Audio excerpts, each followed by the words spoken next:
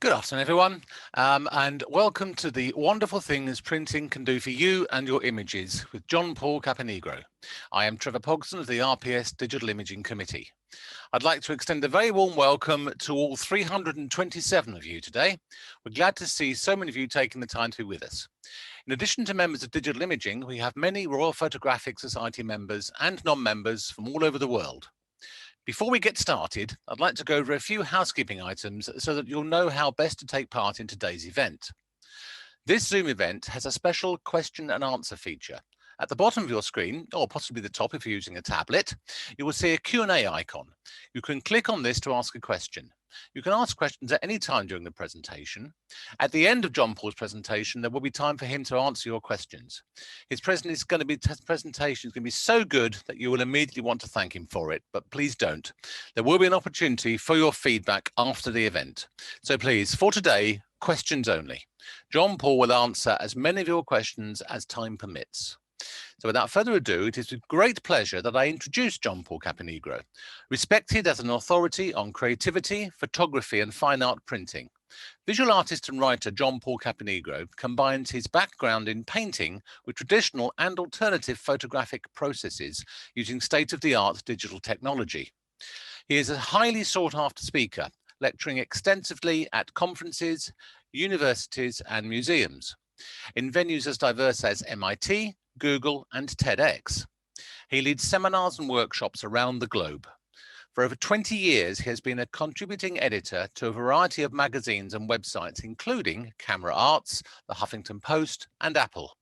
He is the author of the book Adobe Photoshop Masterclass. John Paul is a member of the Photoshop Hall of Fame, Epson Stylus Pros, and X-Rite Colorati. His clients include Adobe, Apple, Canon, Epson, Kodak, NEC, and Sony.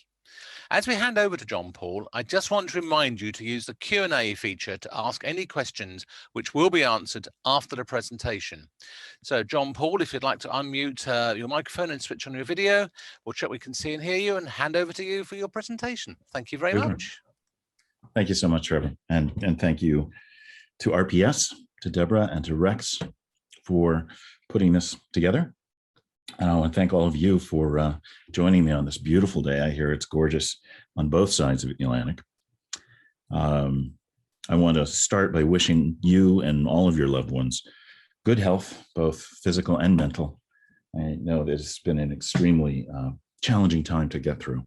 And it's my hope that your creativity and photography being a part of that is one way of giving you sustenance and fortitude to get through that in a healthy way. I'm hoping that printing can also become a part of that if it's not already, and that your engagement with making your images real helps you extend and deepen your creativity as well. So I know there's been a great source of inspiration, comfort, stick-with-itness through this time, as my life has been upended in a very interesting way, and I've used this great pause to immerse myself in creativity. In many ways, I feel like it's saved me. So I hope it can be a source of comfort for you as well. I'm going to jump in and approach this. My focus here is less technical. I've been lecturing technically for, oh gosh, more than 20 years on digital printing, been there since the beginning of all of this. I want to show you a couple of resources, but I'm going to take a more conceptual approach, given today's market or our community. We're always in an interesting space these days, aren't we? I want to alert you to the resource that many of you have already downloaded. I've been noticing a number of folks coming from the UK. This is a digital printing quick start guide. It's a quick distillation of what you need to get really good prints. Takes you through it step by step. You can find this in a number of places on my website. If you go to my blog, you'll find a link. If you go to the resources, which I'm about to show you, these are just the resources on printing. Basically, there are probably 3 or 4 books worth of information on my website that you can access as long as you're a member of the newsletter that I send out, which tells you about new resources that usually come out once a month.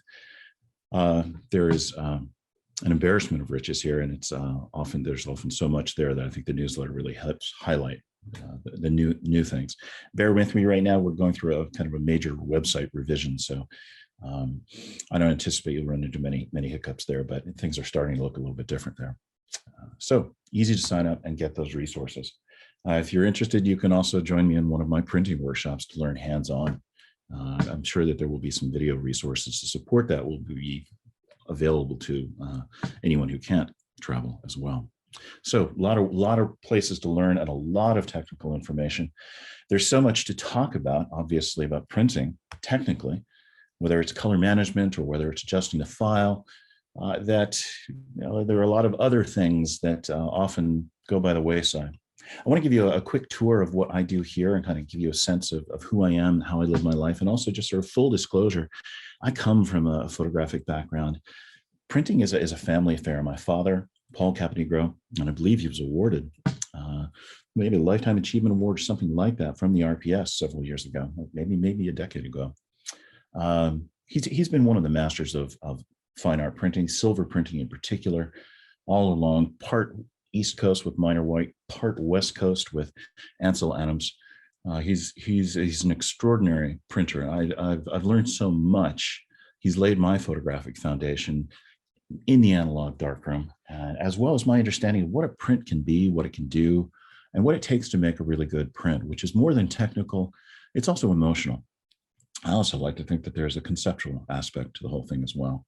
So this has been a rich history. I would be remiss if I didn't also mention my mother, who oversaw the production of many exhibits and books like the Stieglitz Portrait of O'Keeffe book that she worked with O'Keeffe on, like so many of Elliot Porter's books and the exhibits that were associated with that. I think she first started working with intimate landscapes, and that really set the stage for my introduction to digital technologies. They were doing digital separations for those books.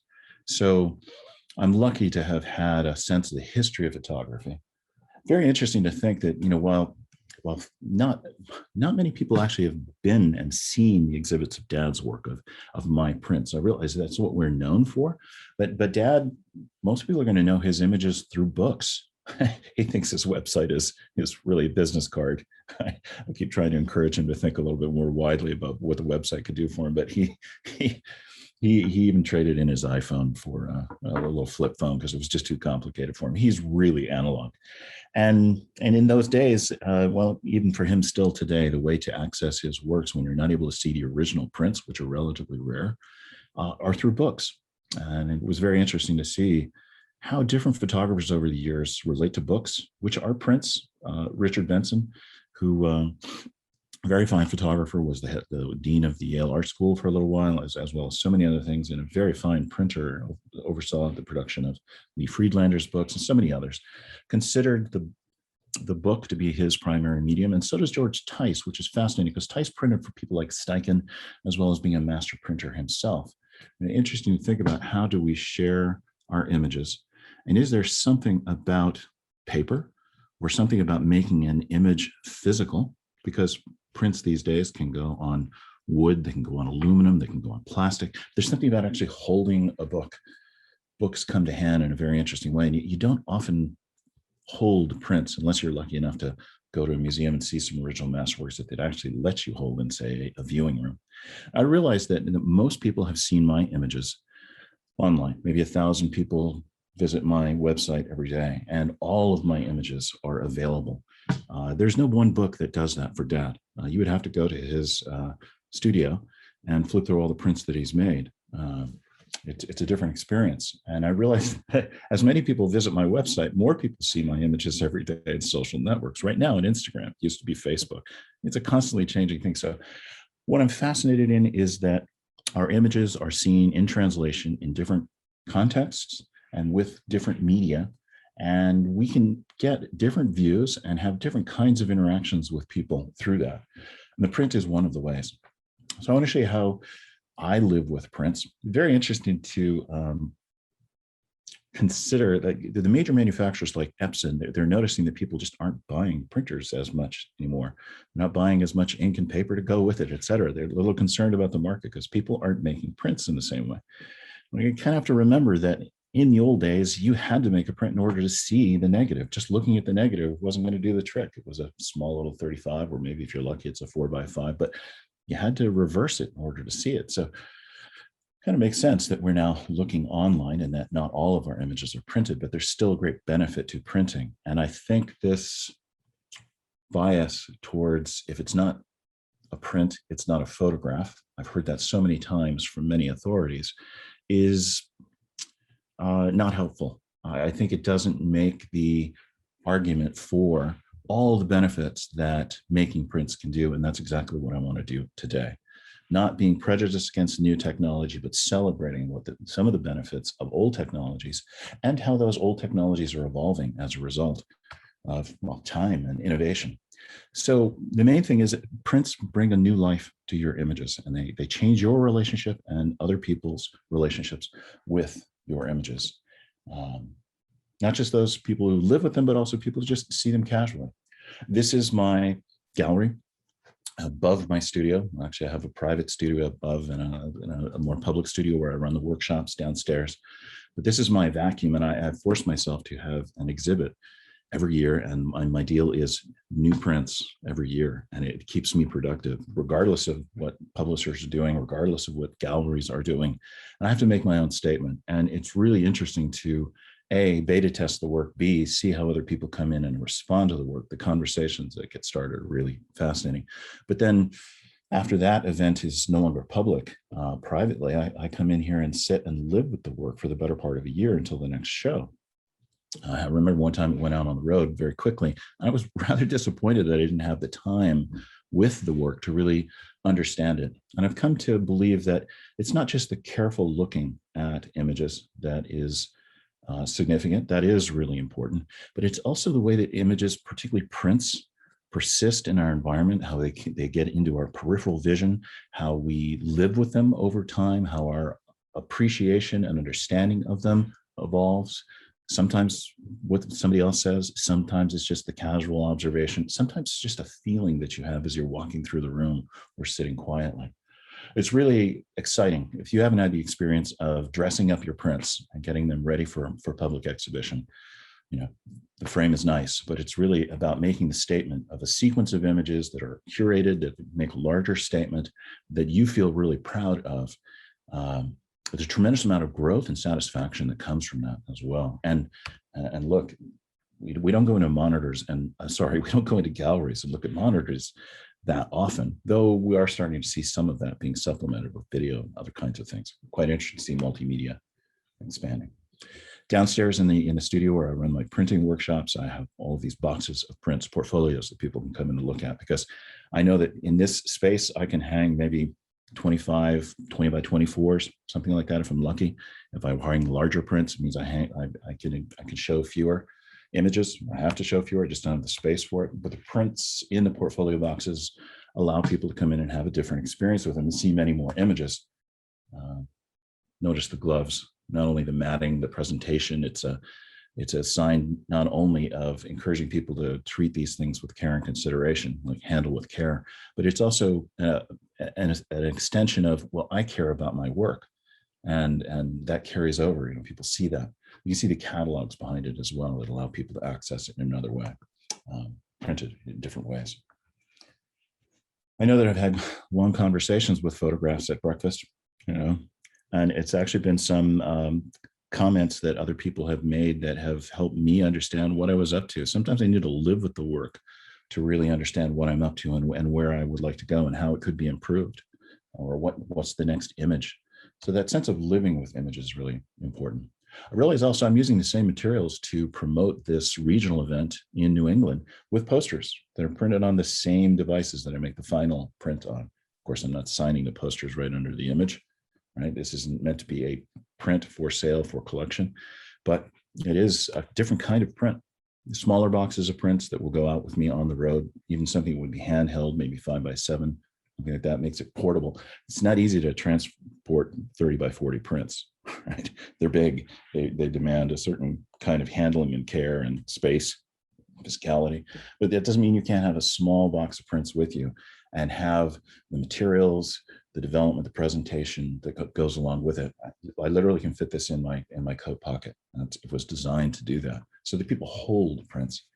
I live with other people's prints as well.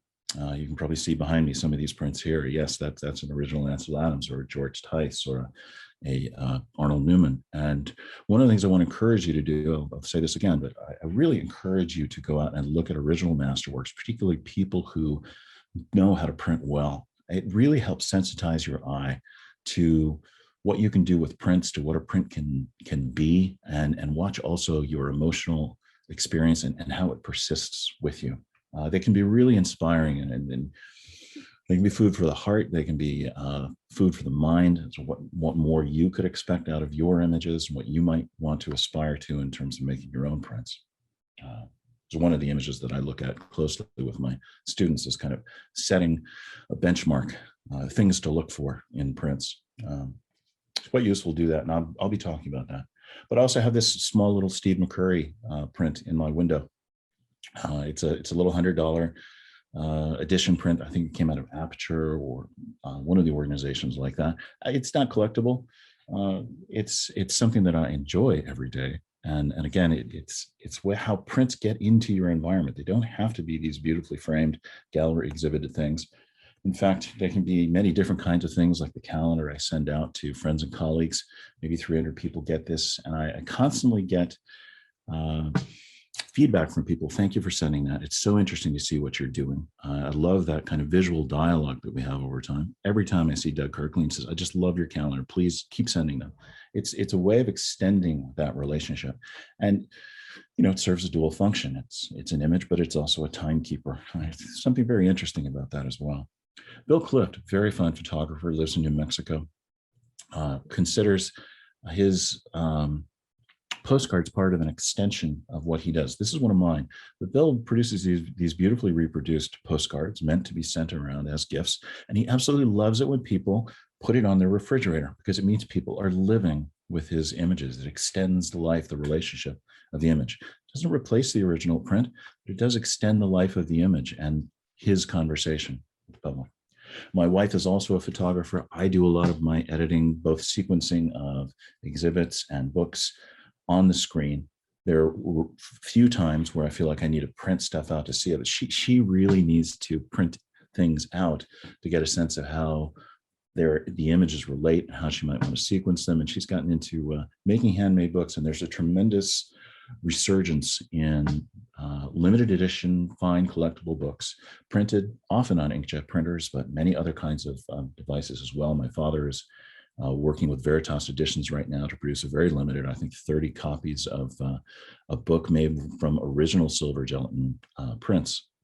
Interesting to see how these portfolios, books, hybrids, there's a growing collectible market for that kind of thing, as well as it's just a really interesting way to share your images. This is where the editing happens for me. Sometimes they're big prints. You can see sometimes other people's prints. There's work prints around, and there are catalogs. And I work in series, and I like to use those print-on-demand catalogs to help me understand how to develop a body of work. Are there enough images in it? What sequence would I present it in? What text would go with it? I feel like if I don't do one of these, kind of pull it together, I haven't really developed that series or that body of work to its fullest. And I've got work left to do. We'll see some working things as well. So I realized that my Lightroom is quite different than my father's darkroom. You can turn on the lights at any time you want. Here you have to turn it on at only special times. Dad's archive, a little bit Indiana Jones like right in there, right? Coming into the archive, boxes of prints after he's now 88. So many years of printing. Quite interesting to see how he manages that archive. These are his hard drives. Inside each one of these is a little contact print with a negative. Of course, I keep telling him to put it in the fireproof space where the prints are. And he's a bit of a rebel. Those negatives need to be in the fireproof safe. He needs to close the door just in case. It's one of the things I like about hard drives. I keep another hard drive over in his attic just in case my house burns down. So, Rex and I were talking about archiving our work and how prints survive. So, I'll talk a little bit more about that later. Again, it's really fascinating to consider some of the original negatives, to see the transformation from this into a final physical print. And I think this is one of the reasons that I got into photography. My dad's, quote, Galaxy Apple was really fascinating to me, that one could make a literal recording of the world and somehow speak in a sense of metaphor, that it could become something else. I remember Robert Glenn Ketchum sharing a story that he was in the middle of his dissertation presenting this image, and he kept saying the galaxy, and somebody in the presentation said, you know, it's an apple, right? He actually kind of missed it because he'd been seeing a darker print of this. Dad's print to print, things can vary. And so when you lose a sense of the contour in there, you really do see a starry sky first and an apple second. And the fact that a literal recording could do that was quite amazing. And to be able to see the original negative, which is quite open, then and watch him discover through the process of making the print, which would be equivalent to us developing our images in Lightroom or Photoshop or whatever software we're using.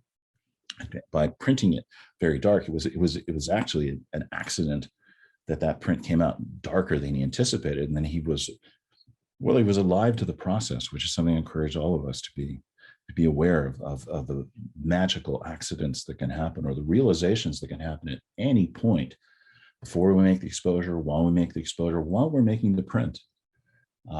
It was that realization that, oh, this has become more magical, in a way that I didn't expect. And I found that through the process of printing. So for so many reasons, this is a seminal image for me.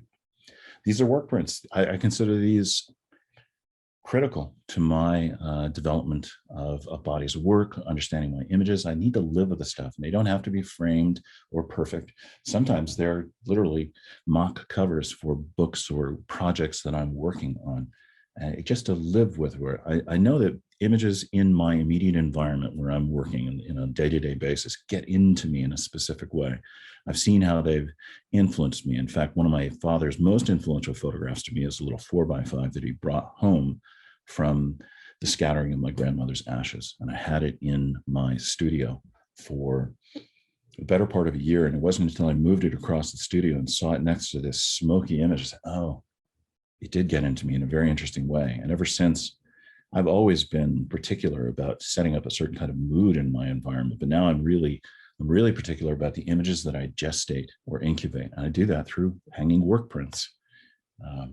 I have boxes of studies as well, some in pastel, some digital paintings, all kinds of things. I come from a painting background.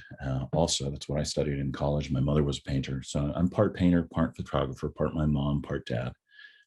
And I find these boxes of studies to be really helpful for developing bodies of work. And sometimes those studies, like what's here on the desktop, become finished bodies of work. I thought I was just working something out, but as it accumulated, it got into something much more interesting. You'll see that on my Instagram feed, as well as during quarantine, I've been using screenshots of Google Earth to travel while I'm on my couch.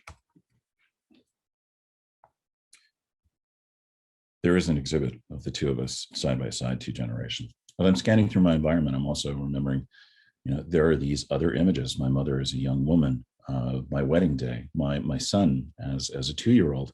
These small prints are not the kinds of things that are going to build my career, be sold, earn me a lot of money, but they bring me a lot of joy. And you often hear people say that the things that they would take with them if their house was on fire are the little prints. And I realize I'm carrying prints with me all around the world. These prints have been on all 7 continents, including Antarctica, because I carry them with me. I carry them wherever I go as little reminders of the things that I love. I've been teasing my Epson rep that I've been using the other printer in the studio, which is just a text printer, because I've been writing a lot this year as well. And it's very interesting to see how writers often need to print out what they write. As many times as I've edited my poems before I finally decide to print them, I always find something. In fact, I'm doing a poetry reading after this, and I was looking at the printed page and found 2 little things that need to change. And there's something about seeing things, whether it's text or whether it's images, in translation, in a physical form, in another medium, that really helps you gain another perspective. And I think that's what printing can do for us and our images. Extend that relationship, give us another perspective, give it a second life. I encourage you to think about how many different lives your images can enjoy and how many ways people will live with them if you make prints. And there are many kinds of prints to make, not just the fine art print, though that is the kind of thing where you take the utmost care. And it is where people start to get more particular about print quality, and it becomes more integral to the statement. There's 2 posts up on my blog, What Printing Can Do for You and What Printing Can Do for Your Images. I put them right up front for you folks. So if you just go to my blog, johnpaulcaponigro.com, on the blog, I think there's an announcement for this event and the poetry reading I'm doing today. And then just below that, these 2 posts. So you can access them very quickly, and it'd be a good review. There might be a few tidbits in there as well, because I'm just going to carrying on extemporaneously here. I want to shift over to answering a couple of those questions. Why print? Why do we make these things? There's a lot of reasons why, and I want to talk about that. And I am coming from a fine art perspective, but you can see that I'm looking at how we live with things. So to fly in the face of this notion that it's not a photograph until it's printed, I think it's more useful to ask, why do we make prints? And it's very interesting. I asked the old guard, I asked my dad, I asked Keith Carter, people who really know printing. And I said, well, it's not a photograph until it's printed, or something similar. And he says, no, but like, what do prints really do for us? They do many things, and I want to be clear about those things. And I think we need to make these kinds of benefit arguments for printing to the younger generation that doesn't have the experience in the analog darkroom, that may not see the benefit of buying a printer and making those prints or taking the time. They don't assume it. And it's kind of nice that they don't assume it, because it asks us to be clear about what the benefits of printing are. And that's exactly what I want to sail into here, and exactly what I address in those 2 posts on my website. So prints can do a lot of things for your images. We can sell them. Ansel Adams is known for printing, not just because he wrote the books on them, but also because that's what's in the museums. That's what the galleries sell. Those are the things that persist over time, and as much as the market changes. One of my favorite stories, his dad is sitting in a coffee shop with Ansel in the 50s, and they're exclaiming, "You got $50 for a photograph from the Museum of Modern Art?" The Museum of Modern Art was just starting to collect photographs at that time.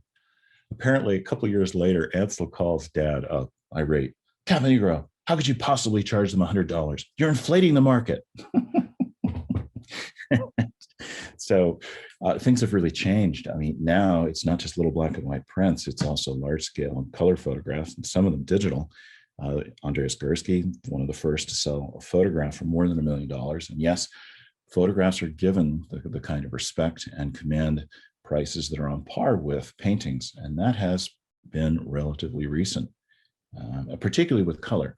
I think you'll see in digital imaging, it's the invention of pigmented inks that give us the longevity and the kind of quality that, frankly, Epson has been leading the pack on that. And it's been a real privilege to be consulting with them for the last 25 years. And they've really been the most responsive company to the consulting. I've consulted for Adobe. They listen to me occasionally. I've consulted for Canon. They hardly listen to me. Epson has really listened. They may be slower than I would like, but I really appreciate their responsiveness and their commitment to producing the best printers that they can. These new printers are really, really quite exceptional as well. I do realize we're living in a brand new era in the last year. $69 million for this NFT by the esteemed artist Beeple Crap. Well, I thought Caponigro was a tough name. Is this the wave of the future?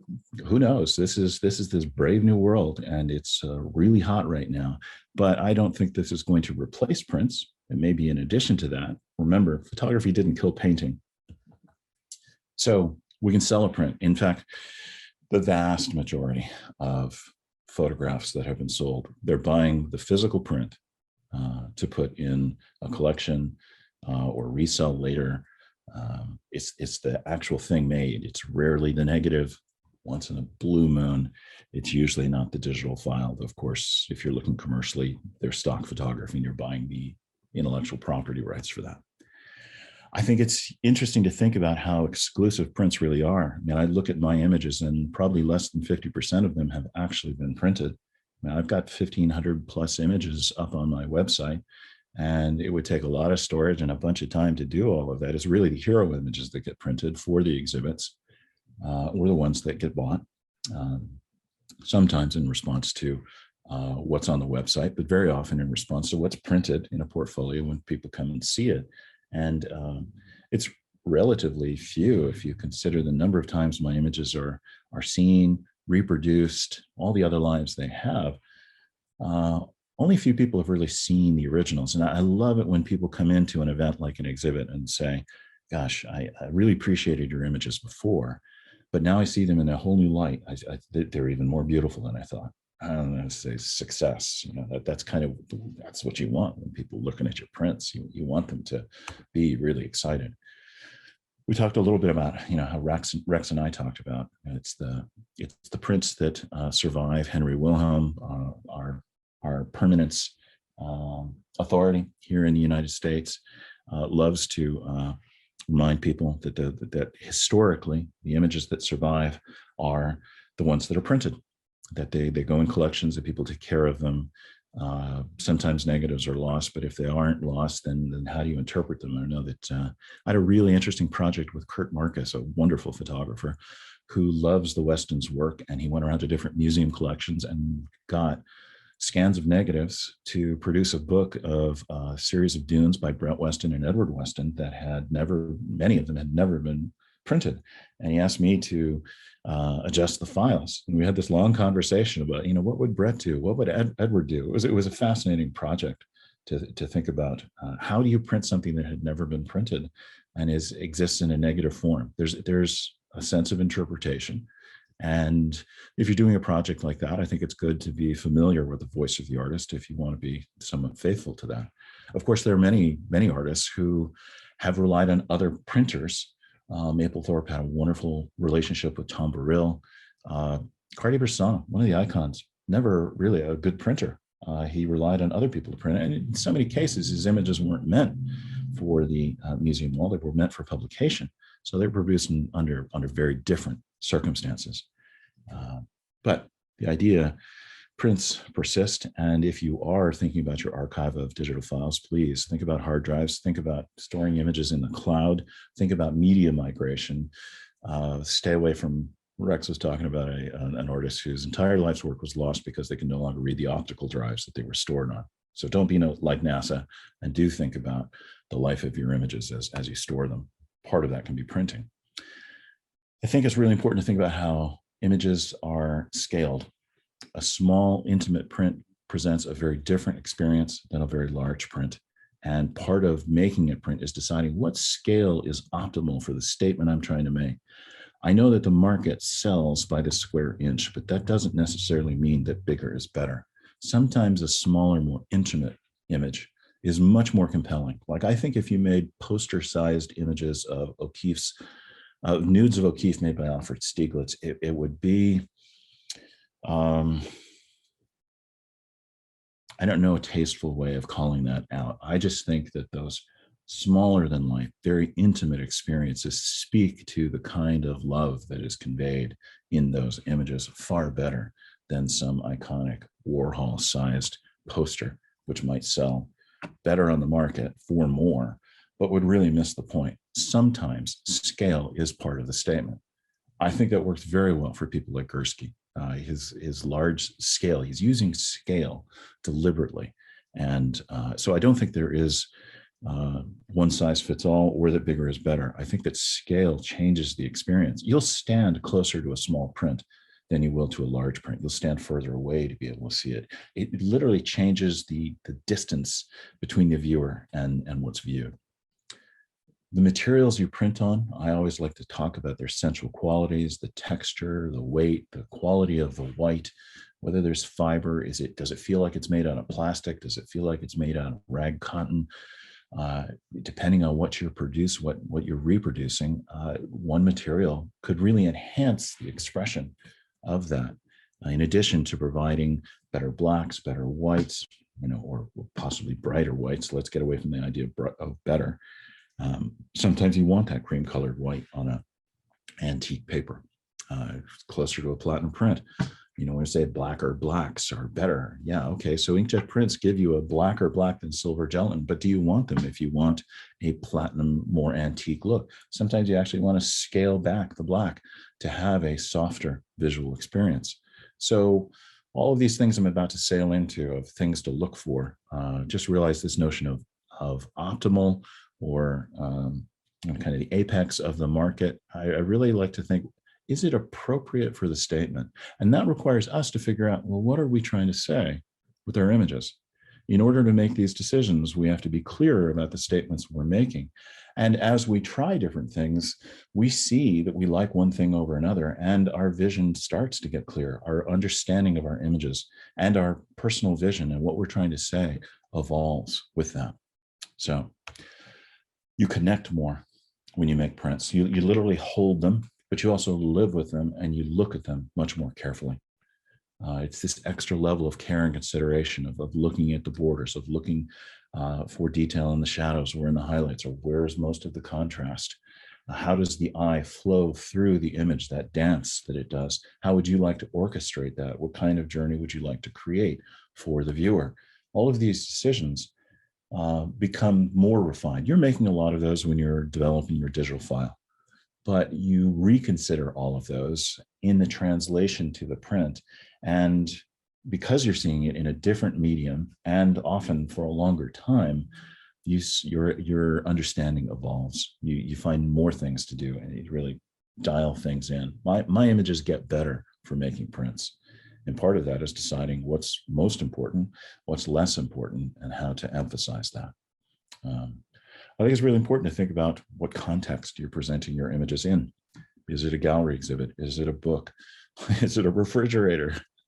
You know, the context does change the experience. And it's very interesting to see the same image reproduced in different ways, or even just shown in different contexts, sometimes with two images together. I love it when a smart curator gets a hold of my images and sequences or pairs images together, and I suddenly see my images and the relationships between them in a different way. That's an opportunity for all of us as we make books, as we produce our own exhibits, and also an opportunity to learn through other people. We develop that relationship, and I really feel that images they come out of a relationship, not just with the materials, but also with the world. It's a way of developing our relationship with the world. And through that, developing that relationship, we come to see what we value and the kinds of relationships we like to cultivate. We come to understand ourselves better. We learn about ourselves. So this notion of making the print as a way of extending that, of extending our vision, of extending not just our craft of seeing, but also our way of being. That vision is an extension, seeing is an extension of a way of being. And we see that and it persists, and we can share that in a beautiful way by making prints. We share our journey with other people. And often I find that in the feedback, sometimes I have to ask for the feedback. Sometimes I get people to strike up a conversation, say, what do you see? Or how are you responding to that? Sometimes their responses change the ways that I understand what I've done. They open up a window into it. They give me another way of looking at that. They sometimes put out some seeds like, oh, that's an interesting idea. If I develop that further, my work could grow. So enjoying that conversation with your images. And I don't just mean with other people. I also mean between you and the image. I remember having a conversation with Jeff Sheely over dinner after one of these conferences, I think during the Epson Print Academy. He says, well, JP, how do you decide what to do to an image? It's a great question. And I said, well, I talk to it. He looks at me like I've been drinking too much or something. I said, no, seriously. If every picture tells a story, then you just have to give voice to that story. Who's the main actor? What's the stage? Is there a secondary actor? Make sure the secondary actors don't steal the show from the best actors or best actress. What's the stage lighting like? If every picture tells a story, you can give voice to that story, understand what's going on to it by making that clear, not just to the gut, but also the conscious mind. We align the conscious mind with words, with the feelings in the gut or in the heart, and things can really take off. And sometimes you just have to get that going by telling a story. in essence, being a little bit more childlike. And you know how often that is celebrated in the arts. And then you get to sit often quietly and just listen to what the images have to offer us. And that sense of just being with, almost like a meditation, just sitting and really fully experiencing what you've produced is a wonderful sensation. So I encourage you to do that. So I'm going to talk a little bit of what to look for in prints, so we know the conventions of things that other people are looking for, realizing first, just with full disclosure, exceptions prove the rule, or, well, let's just say exceptions call attention to themselves, and you want to make them for effect and intentionally, otherwise they can be distracting to the viewer. So when I say right style, right materials, right scale, all the things I've been talking about for right presentation, the context that you present them in, if you throw your prints on the street, people are going to look at them very differently than if you hang them in the Museum of Modern Art. The question here is, right for who? Like, what are you trying to do with your images? What kinds of experiences do you want to strike up with yourself, with your images, and for other people? I think it can be very liberating, not just to play other people's games, but to think, what's possible? And what if I did it this way? And back, what am I trying to do? And what would serve me in my images best? Maybe I don't need to play other people's games. Maybe I need to play my own game in my own way. Maybe even just for this one project. So make sure it's a statement you want to make. Once again, I want to celebrate enjoying original masterworks. Keith Carter considered his graduate program to be a one-week self-funded trip to New York, where he made appointments to all the major museums and asked them to pull out original prints. You can do that. There are viewing rooms, and you make an appointment to say, please show me a Stieglitz, show me an Ansel Adams, show me a Brett Weston, show me a, whatever they have in their collection. And they will make an appointment for you and pull those out. You may not be able to touch them, and they might move them. Sometimes you can. I remember I first woke up to this when I was studying art at Yale, and one of my teachers brought us over to the collection, and they were pulling out original Rossetti drawings and original Rembrandt ink drawings. And I mean, we were a breath away from them, and it was really educational and thrilling and inspirational. I encourage you to go and enjoy great prints. Yes, if you become a connoisseur of prints, sometimes you will be disappointed when you see prints that are not so great, right? But the inspiration you get from the ones that are beautifully done will far outweigh any of that. So what are we looking for in prints? I could say detail, detail, detail, detail. It's focus, it's depth of field, it's dynamic range, it's gradation, not banding. It's a lack of grain. When I say noise, my dad always says, you talk funny. I say, grain, Dad, grain. Like we want the artifacts of the materials, whether it's an exposure or the printing process, to disappear and to give us this transparent window into the world. And there's that fascinating debate in photography. Is the image a window into the world, or is it a mirror into us? And sometimes it can be both. So photographers are so fussy about their surfaces. If I'm making a charcoal drawing and there's this little white spot in the corner, I just take some spit or a smudgy little cloth and rub it right out, or just, Dad will use spot tone for, the dust that managed to hang out in the enlarger after he blew it out. But, for the most part, people want these super flawless surfaces. You got this tiny little white spot, you reprint the whole darn thing, because our collector base wants that. Again, I want to be thinking of these exceptions as either distractions, or people will say, well, it's not as good a print, or an integral part of the statement. So when I get into these kinds of things, just make sure that you realize there are exceptions to all of this, and particularly if you do it consistently. I love the jazz drummer Joe Pass's statement. If you make a mistake, do it again, as if you meant to do that. That's part of the discovery. And sometimes we have those happy accidents. And sometimes we find that, like Dad and his Galaxy Apple, by making a mistake, being alive and saying, that's actually better than what I was thinking. Let's roll with that. As long as you own it. And one of the ways of owning it is A, celebrating, and B, doing it again. Do another image that has some of the similar characters. See how you can extend that discovery into other things. Give it purpose. Eventually, it'll take on meaning. So getting a sense of that craft can be really helpful. Banding. If you start to see these darker bands. I'm not sure on this screen if you can see those well, but you'll see these long horizontal linear things. I'm not talking about the tiny little fine lines. That would be a nozzle clog, possibly needing to realign the heads. This is where head alignment will help.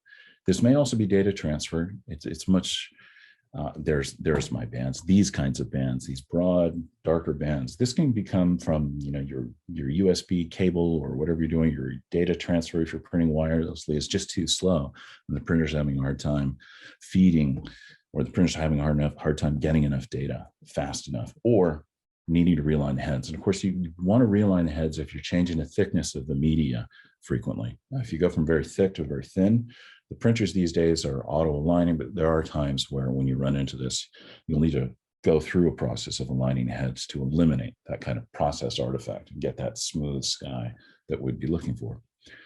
That'd be a little different than the gradation that would follow the contours of tonal transitions in your images. This banding has been deliberately included here, but we can eliminate this first by going back to the original source and processing in 16-bit. If we don't have that option, sometimes our friend noise, just adding a little bit of noise will disrupt some of that banding. This is the kind of thing, it's not linear, it's not produced by the printer, it's an artifact in the file. If you can see the banding in the file, it will print.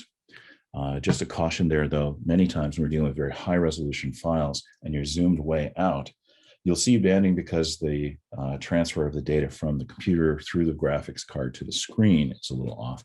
Double check it at 100%. If you don't see banding at 100%, it's not going to print. So ways of smoothing that out. A, process in 16-bit. B, throw in a little noise. Unfortunately, blurring only exacerbates the issue. So thinking you're going to get a smoother way by blurring it, it's not really going to happen. Noise. If you see small granular artifacts on your print that aren't in your image, it's more than likely your ink limit is set too high and the dots are starting to bleed and cause this granular quality. I see this particularly with very velvety, matte, absorptive substrates. Yeah, look at me talking substrates, not paper, because again, we're printing on plastic or glass or wood or metal or lots of different things. It's printmaking, not just photographic printmaking, it's printmaking. But too much ink will bleed and can sometimes give you this granular thing. This will happen particularly if you're using third-party papers where their ink limits may be a little different, particularly using exotic things like washi papers, like those beautiful Japanese papers. You need to come in and change the settings for the media setting, use the nearest media setting, but then there's also ways of customizing how much ink goes down and just back off the ink. Yes, your blacks won't be quite as black, your colors won't be quite as saturated, but you'll eliminate this kind of noise. If this noise is in the file, then go back to the processing of it. And there's this one program that I use, it's plugin. It's about the one only plugin I recommend without hesitation called Noiseware, made by Imagenomic, which does an amazing job at that. Photoshop is relatively limited. They really haven't updated it, though the noise processing algorithms in Camera Raw and Lightroom have been getting better. They're about the best that you're going to get with the Adobe products. And very often you need a little extra, particularly with these new high ISO cameras that extend our range of light and allow us to photograph at long hours into the dusk or early dawn. There's this whole range of light that's opened up to us that's really, really exciting. Sharpening. Often things will look a little too soft. You won't know it until you see things that are too sharp. I consider this to be over sharpened. If we have a little extra time, I can talk about avoiding these halos and these dark lines and this over accentuation of texture and picking up too much noise. Photographers are detail junkies, and I like to joke, the best thing about photography is that it records so much detail. And the worst thing about photography is that it records so much detail. And the most important thing is what's left in the frame significant detail, and how can we downplay less important detail and play up the stuff that we really want people to focus on, the main event, that focus. How can we be better orchestrators? So there is such a thing as too much sharpness, and backing it off to an appropriate level is really important. You can make, I can't tell you how many times I see people over sharpening, overcompensating.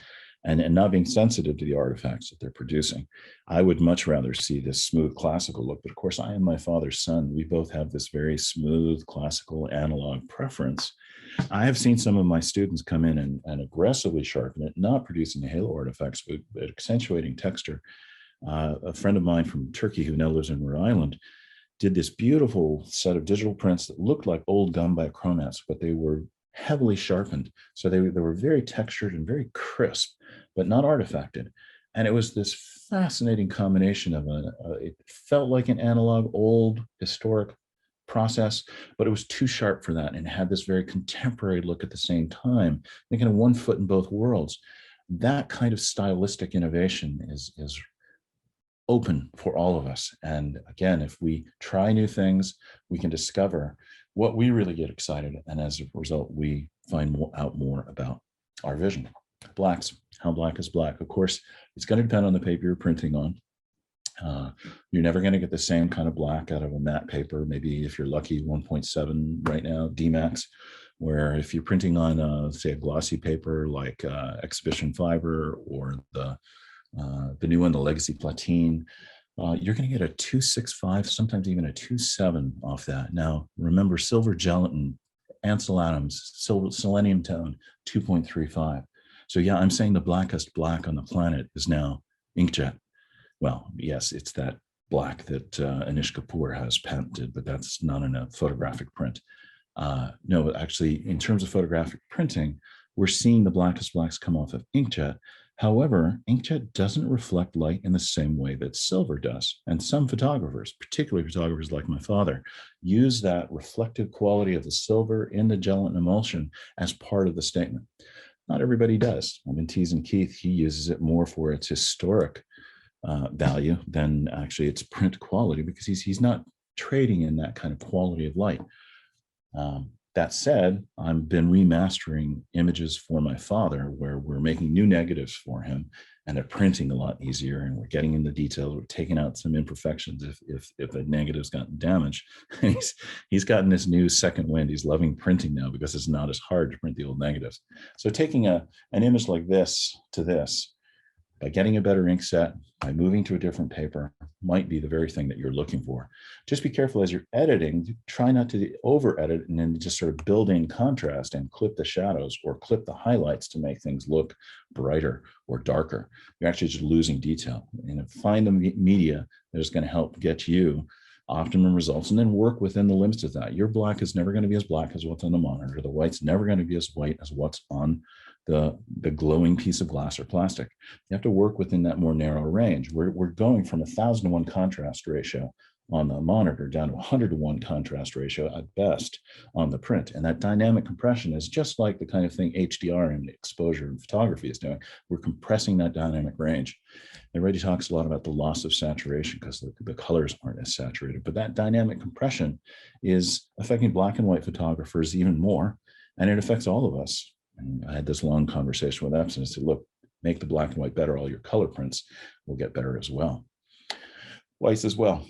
Having a good, clean white is part processing, but also the quality of the white that you print on the paper. Sometimes you choose a more dull or more antiqued yellow white, and it changes the whole color balance and also the whole feel. The white of the paper is something that you can't change unless you use a different paper. Again, don't try and overcompensate by driving your whites and clipping them, losing the highlight detail. Find a better paper, right? A paper that serves your vision.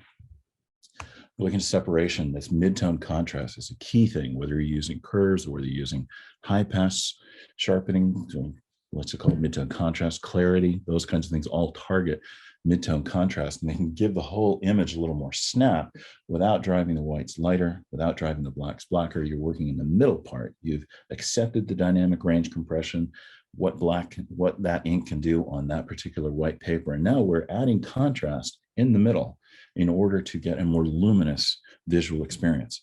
We're still dealing with an 101 contrast ratio. We've gone away from the 1,001 contrast ratio, but we can still make those midtones look luminous and beautiful.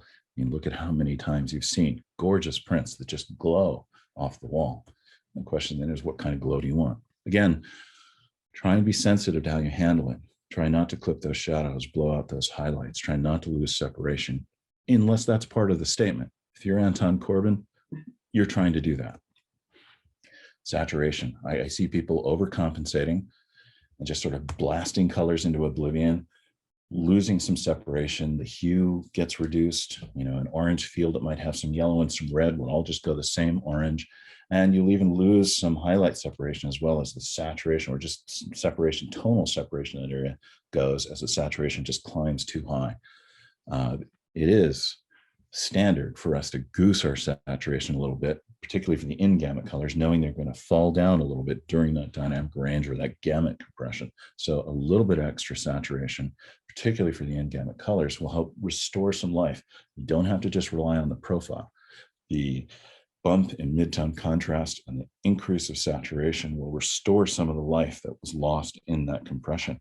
And it's not only fair game, it's better play in that. And of course, there's all reality can be lost. So it's materials, it's scale. I wanted to celebrate scale. Charlotte Baby Rush came in and printed this one portrait of hers, and it was fascinating to see how the relationship between us, the viewers, and this image, this man, changed when he was a small hand-holdable object, when he was life-size, and when he became a poster like Warhol. The dynamic changed entirely. And it was really, really fascinating. And yes, there were overtones of her, a white woman from America, looking at an African Bedouin at different scales. Do you turn it into a commodity or something you possess, or is it a one-to-one relationship? It's just like a fascinating thing where scale can sometimes be a really important part of the statement and indicate a certain kind of relationship to a subject. There are many images that will support both small and large interpretations. And there's some images that really have a specific size where they sing at, and that the statement is really full and rich. I always like to laugh, whenever I'm holding this print by Ansel for my students, or, one of my landscapes, and say, yeah, the photograph is so representational, and look, I'm holding Death Valley in my hands. There's something very surreal about holding an entire peninsula in Antarctica in your hands. We've kind of gotten into that convention, but if we're able to step away from the convention, we get other windows into this experience, and we might be able to use those creatively. Scale is significant. Size does matter, but it differs. I always think of the frame as the transition between the image and the environment. And so I don't really feel like there is an ideal frame for my images, because they might be going into a house in Santa Fe, New Mexico, or a house in Miami Beach, Florida. And depending on the environment, how you want to transition from the image out into the context you place it in, the framing might differ quite significantly. And so I'd encourage you to think about, for a given space, what you would feel you would recommend. And how often when I sell a print, I often work with my clients to talk about some possibilities, how they might think about that. And we have to see images of the space that they're putting it into. And that includes size. If I'm selling a print to somebody in a McMansion in Florida, very often they're going to want the 30 by 40 print.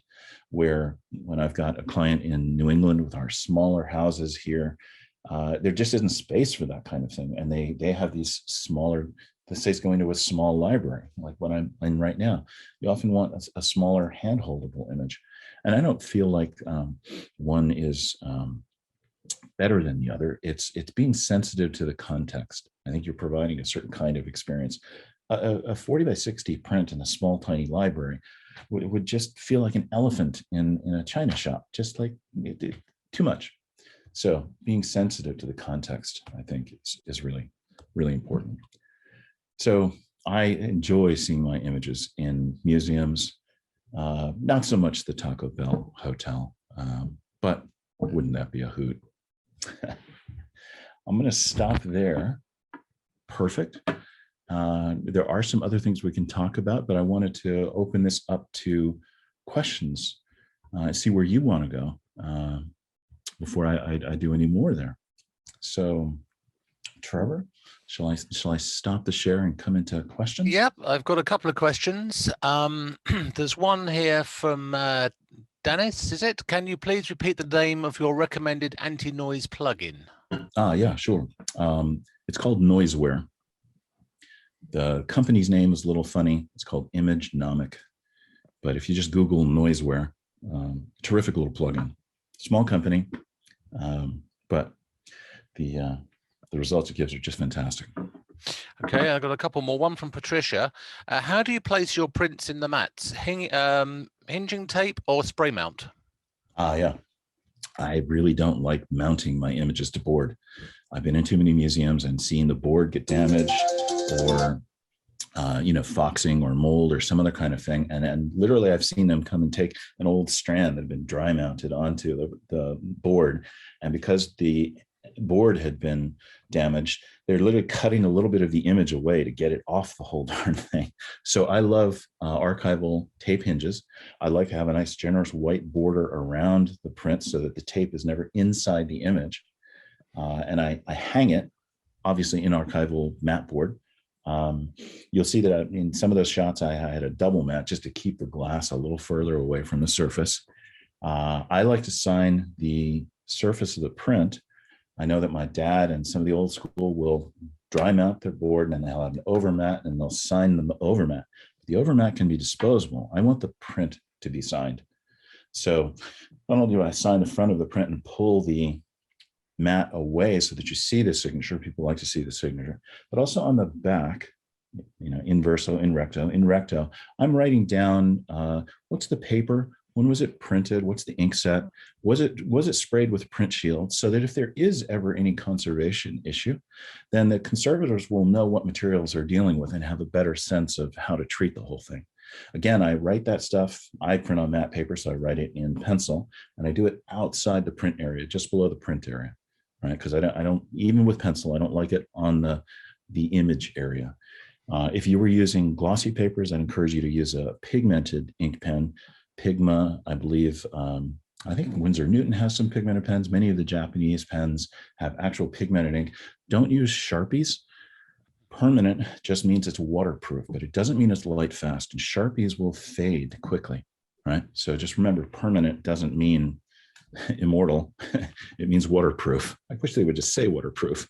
And remember, archival just says, yeah, we think it'll last a long time, right?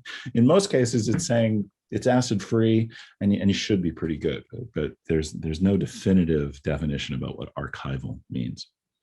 That's fantastic. And a question from Sylvie, where do you find those elegant presentation boxes? I get those from the company that actually produces them is called Talus, Talus, and I'm blanking on where we actually order them from, but they're fairly readily available. And I think you're right, queuing into the kind of box you present your images in. It's part of the, did you dress up? Did I wear my AC/DC t-shirt for this? No, I'm trying to show not only respect for the material, but also for you. And it's the same kind of thing with your box. That said, they don't have to be black tie. Though you saw my little metal silver boxes for all my studies. There's a beautiful little thing made by Pina Zangaro, Pinazangaro. And they have some beautiful metal cases for larger sizes and other kinds of things. They're a neat company to look at for presentation and portfolio boxes. Yeah, it's fantastic. Question from Nina. How do you protect your pictures against flies and mosquitoes and other flying objects when you show your prints without a frame? I don't want a glass frame always. Sometimes I like it more without. And yeah. She also carries on to say, where do you print your books? Okay. The quick answer on the books, MagCloud.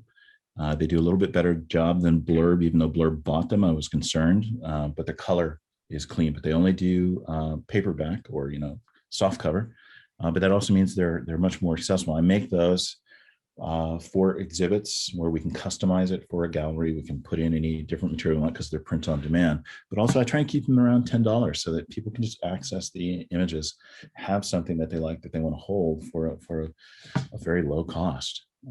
It's also easier to give it away, and I send those out to different colleagues or curators, or they're nice kind of gift, way of staying in touch. The other bit is about the protection. Glass is a necessary evil.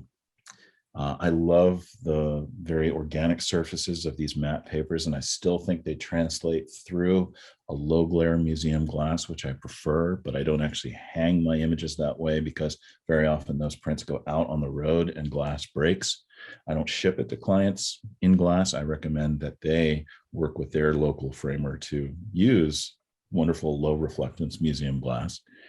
But without glass, people are going to sneeze. And remember, these photographers, people will say the ideal viewing distance of a photograph is 3 times the diagonal of the image. Okay, but have you ever seen photographers? It's the length of their nose. And, for some of that's a little bit longer than others, but you can be guaranteed that some nose prints are going to happen there. I have to say, this is one of my absolute favorite responses to prints. It's a memory that I will treasure forever, but it also highlights the importance of glass.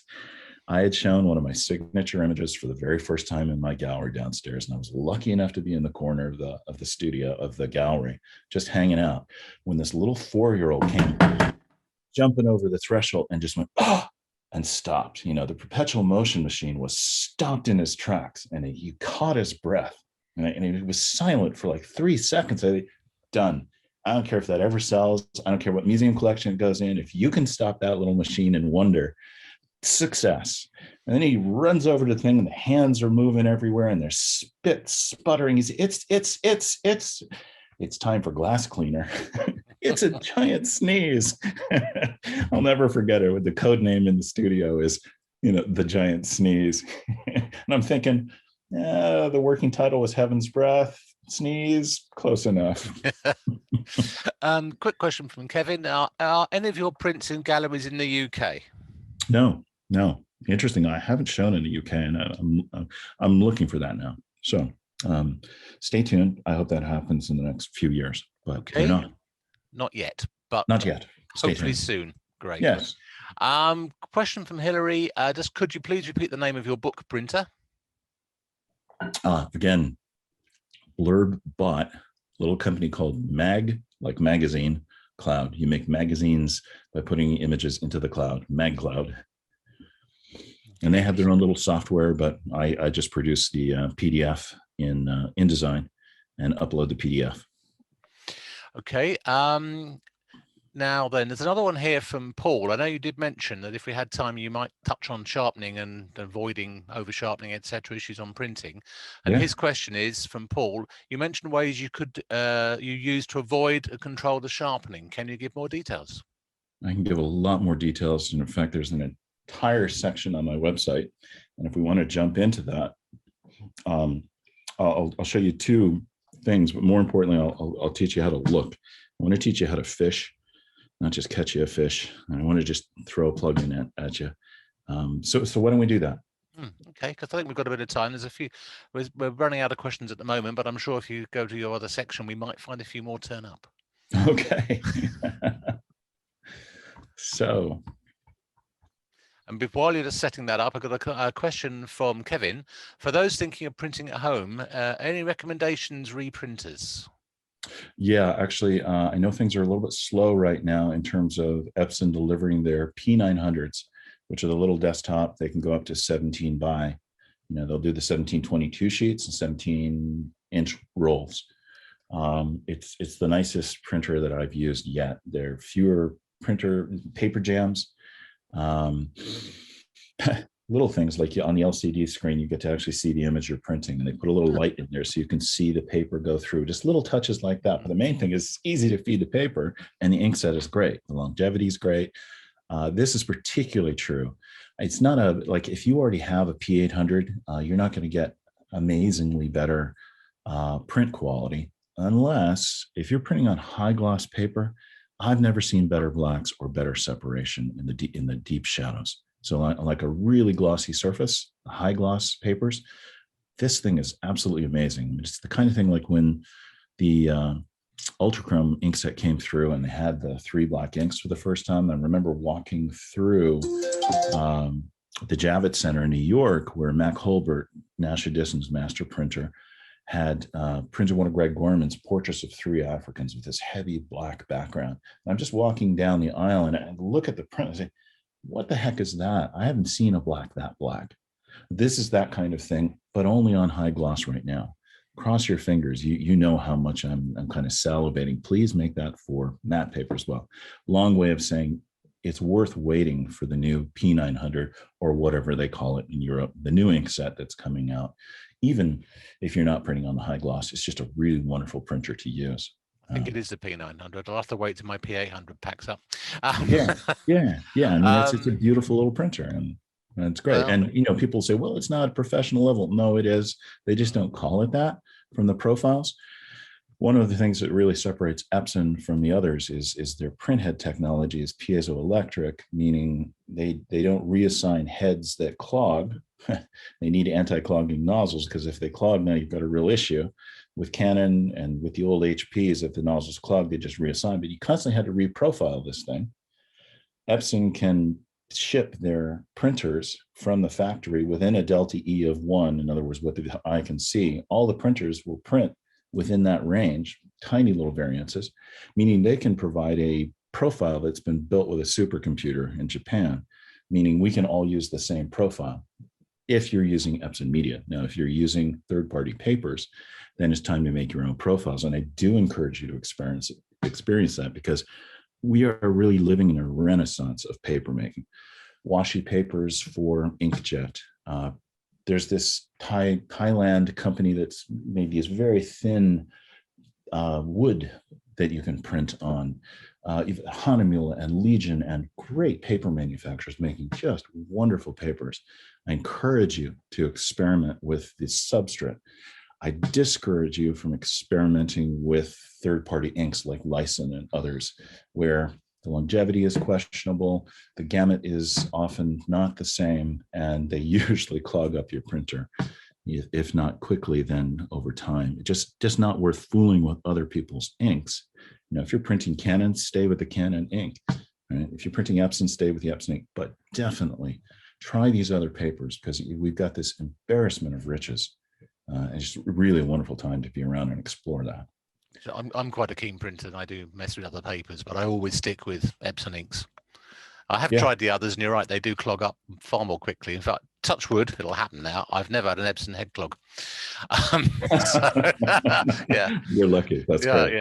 Yeah. Okay, before we move across to the sharpening issue, I've got a quick follow-up from Nina. Is sometimes they print in aluminium, or sometimes I print in aluminium, which I love for black and white. How do you protect that? Are you actually putting the aluminum through the printer? She doesn't say. It says sometimes I print in aluminium, so yeah, I guess she is, and which I love for black and white. How do you protect that?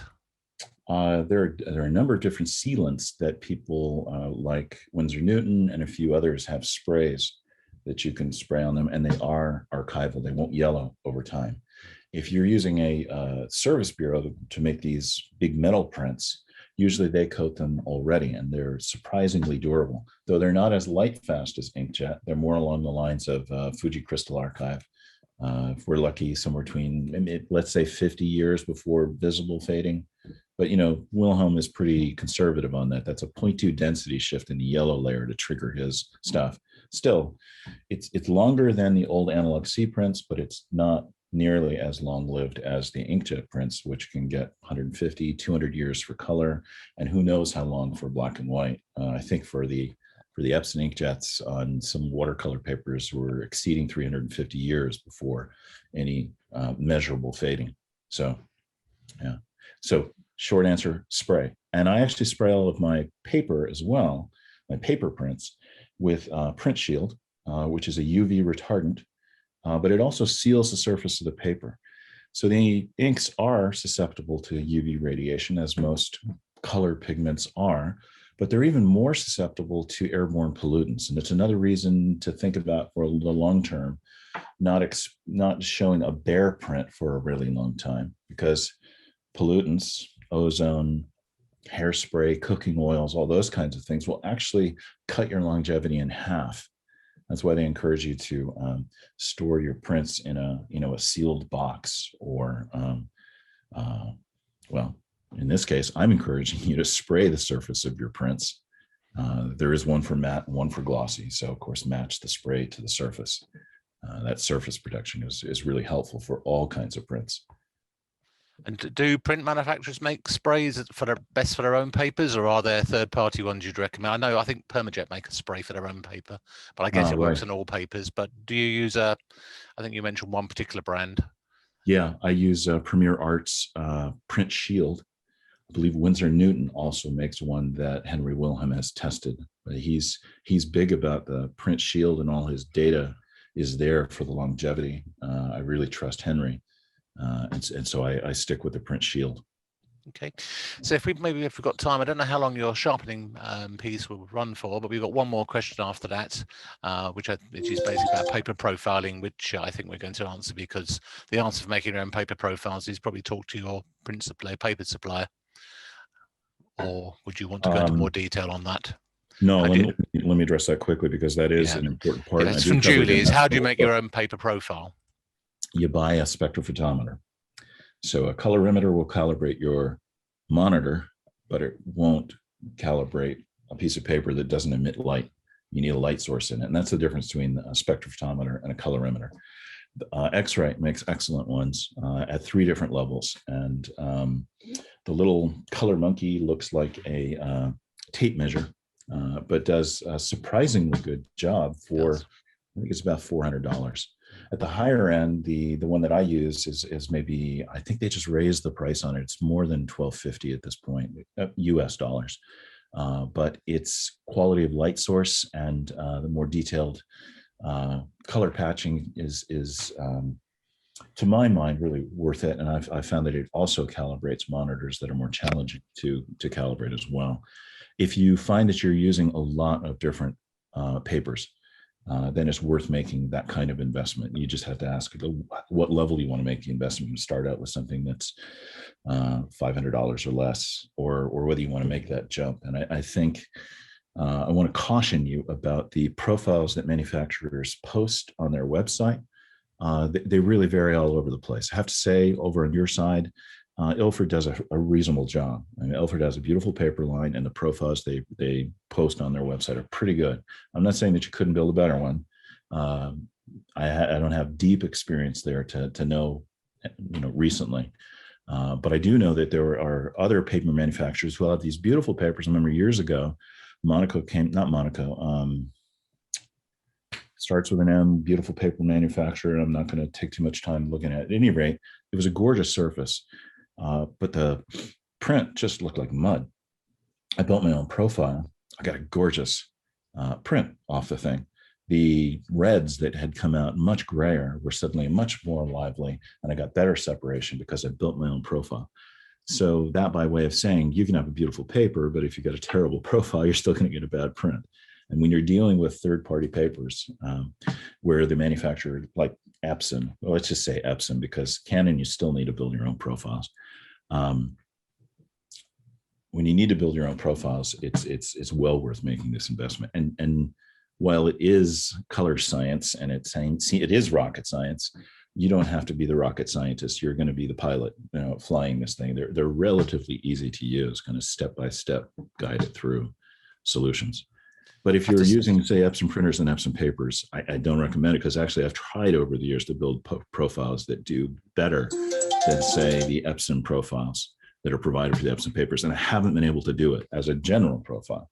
I can make a profile for a specific image or a specific type of images, like blue seascapes, and it'll work well for that range. But for one profile that works across all different types of images, their profiles are just world-class. I just don't know of anything better.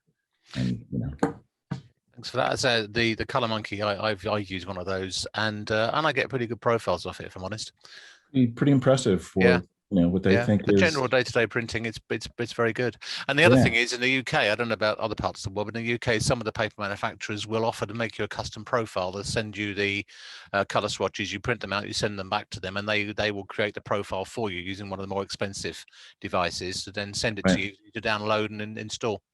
And that's free of charge. Free of charge. Wow, not everybody, but some of them do. Yeah. Oh, that's great. Paper, they do the service. Over here, we usually have to pay a service to do that. And then, if you found this one paper and you were going to stick to it, just build 1 or 2 profiles, that'd be a great way to go. If you find that you're experimenting with a lot of different papers, then it's worth making the investment. Right. Yeah. Yeah. Okay, so do we have a quick look at the sharpening section? Yeah, I think people have been interested in that. You can see the side-by-side comparison. I love to do this during my workshops. Just sort of say, like, so what do you see? And I don't circle all the problem areas. I just say, okay, tell me what you see. And so I just want to talk about sharpening artifacts. Obviously, I've over sharpened this to make it look, dare I say, fugly. You're going to see all the classic issues, the halos. And it's useful to make the distinction as sharpening targets contours, a distinction between the halo and, say, you see this dark line on the contour or this darker, more saturated edge here. You can say the darker side of that contour would be the line and the brighter side would be the halo. Very often we want to try and avoid producing visible halos. We'd like them to be thin enough, small enough that they're under the threshold of what we can see. You can see also that the saturation has come up. Look how the saturation just looks out of bounds there. That's the kind of thing that if we use a layer with a blend mode, or we use a blend mode on a filter, we can dial out the saturation by using the Luminosity blend mode. I can come in there and show that real quickly. There's this tremendous accentuation of texture. Obviously, it looks brittle. It looks like a tiny little JPEG that's been up-resed. The image has just gotten too crunchy. We're losing shadow detail and deep shadows. We're blowing out some highlight detail there. The saturation is coming up. And we're also getting noise in these smooth areas. Now, this is taking Unsharp Mask and just hitting the file so that you see the artifacts that we're trying to avoid. And there are many ways to sharpen an image. And I first want to highlight a really great book. Jeff Shewy, Bruce Fraser first wrote it, and then Jeff Shewy became his co-author and has since kind of updated. It hasn't been updated in a number of years, but it's evergreen content. Real World Image Sharpening is a terrific book on sharpening. And Bruce really defined the sharpening workflow. In Camera Raw or Lightroom, you do what he calls capture sharpening.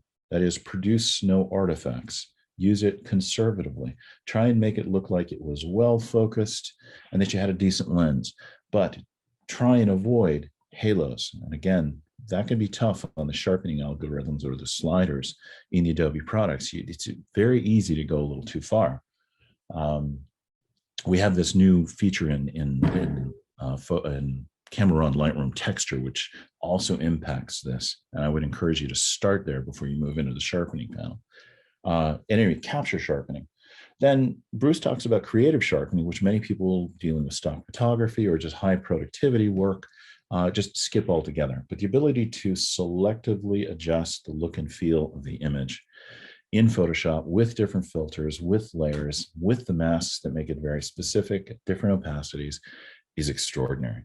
If I were to sharpen this image, I would be sharpening the foreground more, the next layer a little less, the next layer a little less still, the next layer almost not at all, and the back layer not at all, so that it sort of accentuates depth of field, but it's not losing focus. It's increasing sharpness as the planes get closer to the viewer. Something that you can create a sense of dimension and shape. It creates a sense of look and feel. I talked about Shamal Eakin, who produced those gun bichromate contemporary hyper sharpened images, and how that was very much a part of the aesthetic. So I like the fact that Jeff Shewy always teases me. He says, well, the low setting in Lightroom JP for the output sharpening. Let me back up for a second. So first we have capture sharpening in Camera Raw or Lightroom. Second, we have creative sharpening, Photoshop. Third, we have output sharpening, usually what you could use with a Nik plugin or just right in Lightroom. I love what Lightroom does. It's based on what Jeff and Mac and Bruce all did with their Pixel Genius plugin, just like one checkbox. But I love that Jeff likes to tease me that they created the low setting for me because I have that smooth classic look. Often I'm printing these minimalist fields of seascapes or a lot of sky, and I don't want a lot of sharpening. They did the medium for Jeff and Bruce. In Shewy's language, that means I'm right. Okay, that's fine. And the high setting for Mac, where Mac produces a lot of images that have signage, other graphic elements where he wants a lot of hard edge bite into the images. I'm just so glad they didn't give us a one size fits all, because unless you start measuring these things with micrometers, like really seeing how the line gets thicker and just exactly how much the dot gain that they're compensating for is, until you do that scientifically, it's a matter of eye. I like to remind Jeff that there is a fourth setting, none, which I use from minimalist seascapes. It's okay not to do some output sharpening.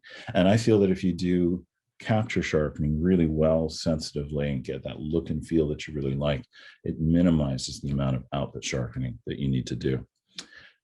So I want to just quickly look at Unsharp Mask. Many of you may have forgotten about Unsharp Mask. A lot of people have, because you can run into troubles with it pretty quickly. And I want to show you that here I'm just starting with a duplicate layer, and there's a couple of reasons I'm doing that. Right, to do that, yeah, let me just start there. I'm just duplicating the layer, dragging it down to the new layer icon. You'll notice that I'm changing the blend mode here from normal to luminosity, meaning I won't get any saturation shifts. There's not going to be any hue or shift. Only the light and dark values are going to be affected. When you're sharpening, it's a good idea to zoom into 100%, quickly double click the magnifying glass, and you get to the 100% screen sharpening. If you zoom too far out or too far in, you're not going to get an accurate read on what that's doing. And then you can use this old school filter, which is still very good. Dan Margulis's real world Photoshop, professional Photoshop is actually quite good on this. And you'll see that there's only 3 sliders. Okay, fairly simple tool. So we turn all these down to 0. Nothing's happening. If we raise threshold up, I don't see anything happening. I hope you don't either. If I raise radius, again, nothing's happening until the amount. The amount is controlling the intensity of the effect. The radius is controlling the halo. Notice as I push the radius up high, that halo becomes very pronounced. If I get it down low, it becomes so thin, it's hard to see unless you really zoom in there. And that's kind of what we're looking for this classic Unsharp mask. You want this very thin, imperceptible line. You don't want a thick line that makes the thing look like it's been composited or you cut in a new sky. You want to back off that point. Love also that Jeff, during one of his presentations, was asked the question, well, what are the ideal settings for Unsharp mask? He said, F8.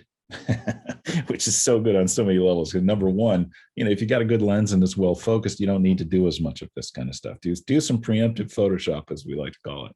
But the second one is because this is a radius of pixels, there is no ideal setting for all images. And I also like to say, because you are going to have a different sense of what you would like to do with the image. You might be a little more aggressive with a slightly thicker line and a lower amount.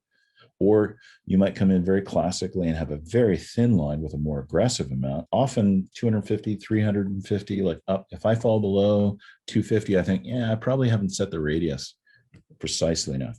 You'll find that fine texture, that high frequency detail has really come up. And it comes up in a kind of a peppery or crunchy way, which for something like this, or sand on a beach, or many kinds of rock, is going to be absolutely wonderful. But for portraits, may not be the way that you want to go. And I want to come in here and compare this. I'm just going to take this same layer, and I'm going to use this other thing that some people call Midtone Contrast. I really don't like the term. My dear friend Mac Holbert popularized that. What we're going to do is we're going to come and go to overlay, and you'll notice the whole image gets a lot contrastier. Right. But after that, we're going to come in here and use this hidden filter. Under other, you're going to find high pass. A high pass filter will obviously turn that layer gray, whatever is 50% gray. And if I turn it down, you'll see the whole layer is 50% gray and nothing happens. As this radius comes up, it grabs onto contours and some texture. You see how it's accentuating the contours first? Down low, almost nothing. Contour is getting bigger. Look at the halo that's being produced in the image. It's much more, it's softer, it's more feathered, right? Look also, as if we use this in a very aggressive way, we start to get planar contrast. Look how this is filling in. It feels more dimensional. Whereas if we use this at a low setting, we're getting more edge and texture enhancement. So depending on whether you use a low setting for detail or a high setting for planar contrast, this is a wonderful tool. You just have to be careful about those halos, which is exactly what Clarity in Lightroom and in Camera Raw were based on. And they do aggressive halo suppression, but give you similar effects.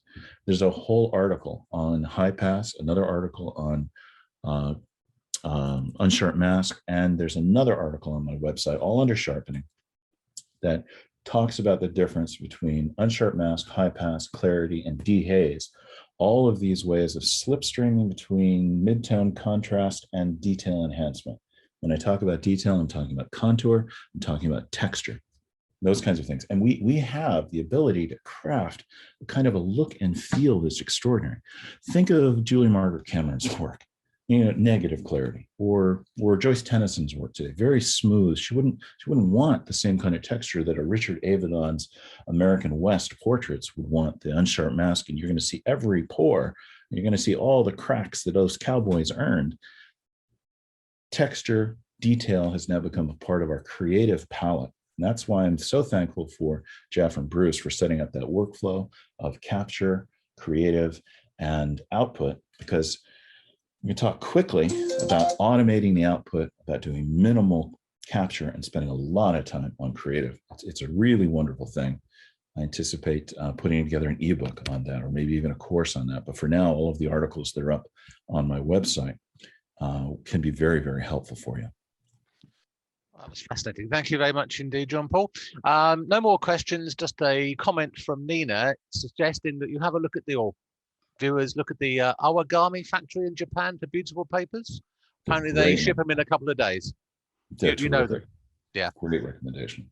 Awagami, Awagami in Japan. So that's a recommendation. Thank you very much for that, Lena. That's the last question. So John Paul, once again, many thanks. As I enjoy printing, I found it really fascinating, your presentation. So I like printing images, so it was really useful and really interesting. Thanks, John Paul. But to see more of John Paul's images, please visit the web address, which has just popped up on your screen. And if any of you missed downloading the free book on printing, which John Paul has offered along with this talk, we will include the details of that for you again in a follow-up email, which you will receive in a day or two. So RPS Digital Imaging is very glad you joined us for this event. Thanks for coming along. This is Digital Imaging's 18th online event, and we now have many more in the pipeline. If you're not already a member, you will find that even though the fee for non-members is low to join these meetings, if you are an RPS member, you will probably save money by joining the Digital Imaging group as a digital-only member. Now, our next online event will be a talk by Fergus Kennedy called The View from Above, an introduction to the technique and art of drone photography. That'll be on Saturday, May the 15th, same time, same place. So in the meantime, stay safe, everybody, and goodbye.